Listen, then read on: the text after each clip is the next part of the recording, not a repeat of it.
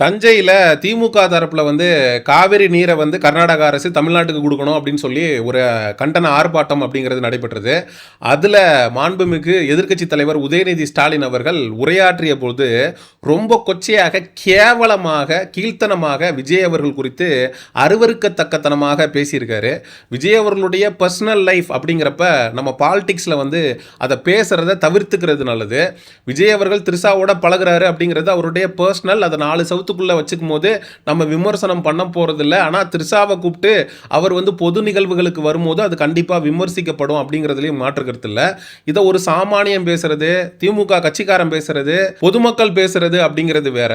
ஆனால் ஒரு எதிர்க்கட்சி தலைவராக இருக்கக்கூடிய உதயநிதி ஸ்டாலின் அவர்கள் ஒரு பொது மேடையில் திரிஷாவையும் விஜயையும் சம்பந்தப்படுத்தி ரொம்ப கேவலமாக பேசியிருக்காரு. ஆனா இன்னைக்கு ஒரு சொட்டு தண்ணீர் கூட வரல. ஆனா இதை பத்தி இருக்கக்கூடிய முதலமைச்சர் வாயை திறந்து பேசுறாரா? பேச மாட்டேங்கிறார்.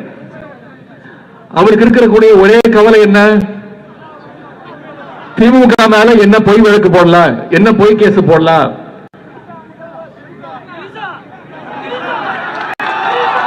எங்க தண்ணி வருது அங்க தண்ணி வரணும். காவிரி சொன்ன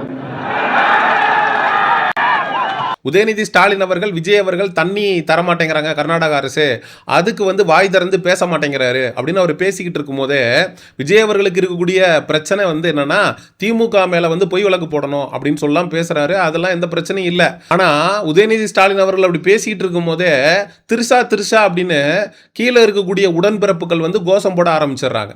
உதயநிதி ஸ்டாலின் அவர்கள் வந்து என்ன சொல்றாரு அதுக்கு அப்படின்னா, எங்க தண்ணி வரணுமோ அங்க தண்ணி வரணும் அப்படின்னு சொல்லிட்டு பேசுறாரு. இப்போ நீ என்னடா சொல்ல வர? திரிஷாவும் விஜயும் பழகலேன்னு சொல்ல வரியா? உதயநிதி ஸ்டாலின் அவர்கள் வந்து இல்லாததையா பேசிட்டாரு அப்படின்னு நிறைய ஊப்பிகள் வந்து நம்மளை பார்த்து கேள்வி எழுப்புறதுக்கு வாய்ப்பு இருக்கு. நான் அதைத்தான் திரும்ப சொல்றேன். விஜய் அவர்களும் திரிஷா அவர்களும் பழகுறாங்க அப்படிங்கிறது அவங்களுடைய தனிப்பட்ட பிரச்சனை. இன்னைக்கு சட்ட ரீதியாகவே ஒரு extra marital affair is legal in India அப்படின்னு ஆயிடுச்சு. உச்ச நீதிமன்றமே ஒரு ஆணும் பெண்ணும் திருமணம் கடந்து ஒரு உறவில் இருக்கலாம், அதில் ஒன்றும் தப்பு இல்லை, அதை வச்சு கிரிமினல் கேஸ் எல்லாம் யாருக்கு எகெயின்ஸ்டாகவும் பதிவு பண்ண முடியாது, அதை வச்சு டிவோர்ஸ் கேஸ் வேணால் அப்ளை பண்ணலாம் அப்படிங்கிறத தான் சட்டம் சொல்லுது. அப்போ வந்து விஜய் அவர்களுடைய மனைவி சங்கீதா விஜய் அவர்களுக்கு எதிராக விவாகரத்து மனுவும் செங்கல்பட்டு குடும்ப நல நீதிமன்றத்தில் தாக்கல் அப்படிங்கிறது பண்ணிட்டாங்க. விஜய் வந்து திரிஷாவோட பழகுறாரு அப்படிங்கிறது அவருடைய தனிப்பட்ட பிரச்சனை. இருந்தாலும் விஜய் அவர்கள் திரிஷாவை பொது இடங்களுக்கு கூட்டிட்டு வரும்போது அது சர்ச்சைக்கு உள்ளாகும், அது பலராலும் விமர்சிக்கப்படும். இன்னும் சொல்ல போனால் தமிழக வெற்றி கழகத்தில் இருக்கக்கூடிய நபர்களே நிறைய பேர் அதை விரும்பலை. நிறைய பேர் திரிஷாவை வந்து கண்டிக்கிறாங்க. தாவேக்காவில் இருக்கக்கூடிய நபர்கள் திரிஷா இப்படி பண்ணலாமா, நீ வந்து கல்யாணம் ஆகாமல் நீ என்ன விஜயோட வந்து நீ வந்து போயிட்டு இருக்க வந்துட்டு இருக்க, நீ வந்து ஒழுங்காக இருக்க மாட்டியா அப்படின்னு திரிஷாவை பார்த்து நிறைய பேர் கேள்வி எழுப்புறாங்க. அந்த நபர்களை பார்த்து நம்ம கேட்கணும்னு நினைக்கிறது என்னன்னா, விஜய் அவர்களும் தானே திரிஷாவோட சேர்ந்து போறாரு. அஜித் அவர்களுடைய அம்மாவுடைய இறப்புக்காக இருக்கட்டும், கல்பாத்திய சகோதரத்தோடைய இல்ல திருமண விழாவாக இருக்கட்டும், இதுக்கெல்லாம் ஒரே ட்ரெஸ் கோடு போட்டுட்டு விஜய் அவர்களும் திரிஷாவும் ஒரே காரில் போய் இறங்குறாங்க. அப்படிங்கிறப்போ ஊசி இடம் கொடுக்காம எப்படி நூல் நுழையும் அப்படிங்கிற கேள்வியை நம்மளால எழுப்பாம இருக்க முடியல. தாராளமாக விஜய் அவர்கள் திரிஷாவோட பழகிறதுல எந்த பிரச்சனையும் இல்லை. ஆனா அது 4 சவத்துக்குள்ள இருக்கிற வரைக்கும் யாரும் விமர்சிக்க மாட்டாங்க.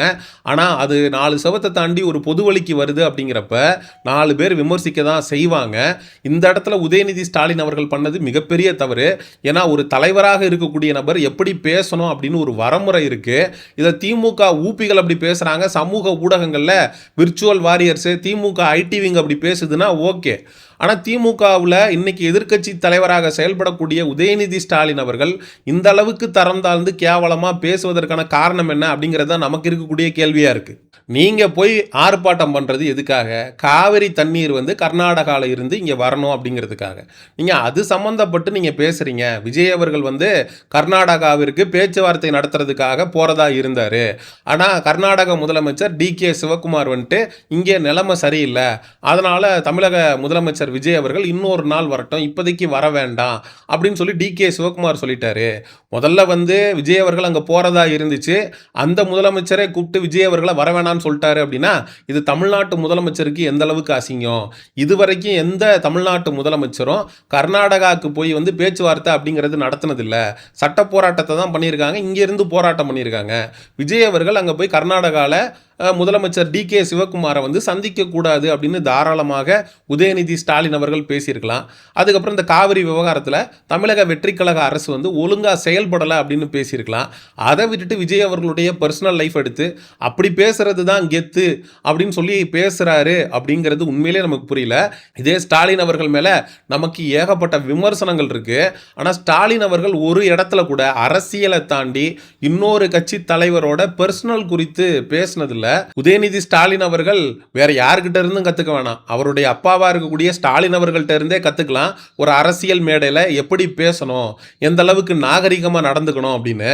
அதை விட்டுட்டு எங்கே தண்ணி வரணுமோ அங்கே வரணும் அப்படின்னு பேசுறதெல்லாம் உண்மையிலேயே அருவருக்கத்தக்கத்தனம். இப்போ தாவேகா கும்பல் வந்து உதயநிதி ஸ்டாலினை அட்டாக் பண்ண ஆரம்பிக்கும். நிவேதா பெத்ராஜோட இவர் வந்து துபாய்க்கு போனாருன்னு பேசுவாங்க. அதுக்கப்புறம் வந்து நயன்தாராவோட சம்மந்தப்படுத்தி பேசுவாங்க.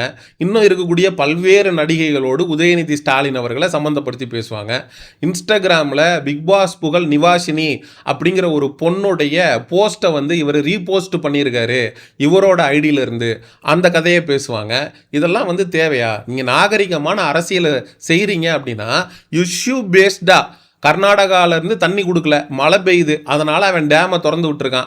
கர்நாடக முதலமைச்சர் டி.கே. சிவகுமார் என்ன சொல்கிறாரு, மழை பெஞ்சு வெள்ளம் வந்துச்சுன்னா ஒட்டுமொத்தமாக கர்நாடகாவை அடிச்சுட்டு போயிடும், அதனால் தண்ணி திறக்கிறத தவிர வேறு வழி இல்லை.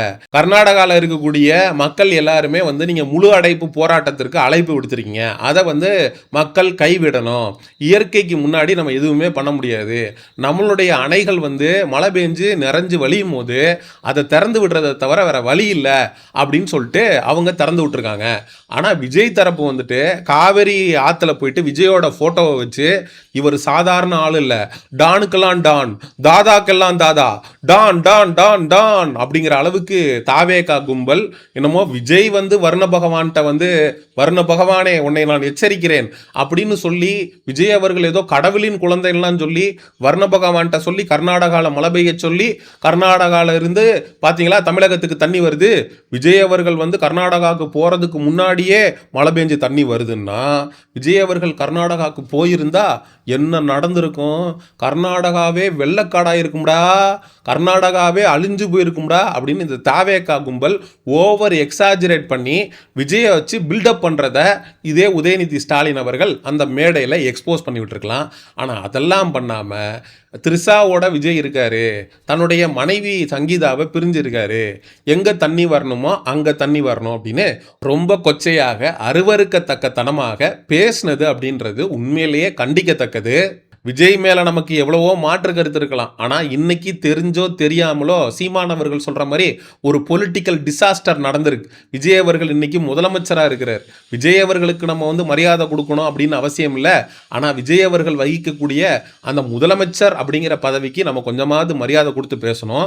ஒரு எதிர்க்கட்சி தலைவரே நாகரிகம் இல்லாமல் இப்படி வந்து ரொம்ப கேவலமாக ஒருத்தரோட பர்சனல் லைஃப் குறித்து பேசுகிறாரு அப்படின்னா அந்த கட்சியை சேர்ந்த நபர்கள் எப்படியெல்லாம் பேசுவாங்க அப்படிங்கிற கேள்வியும் இந்த இடத்துல நம்ம எழுப்பத்தான் வேண்டியிருக்கு.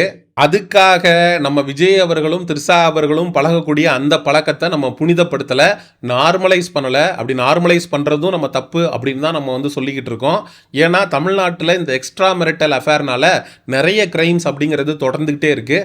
அதுவுமே வந்து ஒரு சமுதாய சிக்கல் இருக்கக்கூடிய ஒரு பிரச்சனை தான். ஆனால் அதை நம்ம எப்படி அணுகிறோம் அப்படிங்கிறத ரொம்ப ரொம்ப முக்கியமான விஷயம். உதயநிதி ஸ்டாலின் அவர்கள் விஜய் அவர்கள் குறித்து அரசியல் ரீதியான விமர்சனம் வைக்கிறாரு அப்படின்னா நம்ம அதை உண்மையிலே வரவேற்கலாம். மாறாக விஜய் அவர்களுடைய பர்சனல் குறித்து த்ரிஷாவை குறித்து ரொம்ப கீழ்த்தனமாக தரைக்குறைவாக பேசியதை பற்றி மக்களாகிய நீங்கள் என்ன நினைக்கிறீங்க அப்படிங்கிற உங்களுடைய கருத்துக்களை மறக்காமல் கமெண்ட் செக்ஷனில் சொல்லுங்கள். சமூக நிகழ்வு அரசியல் சார்ந்த பதிவுகளுக்கு செயோனிசம் சேனலை சப்ஸ்கிரைப் பண்ணுங்கள். அடுத்த ஒரு காணொலி பதிவில் சந்திப்போம். நன்றி, வணக்கம்.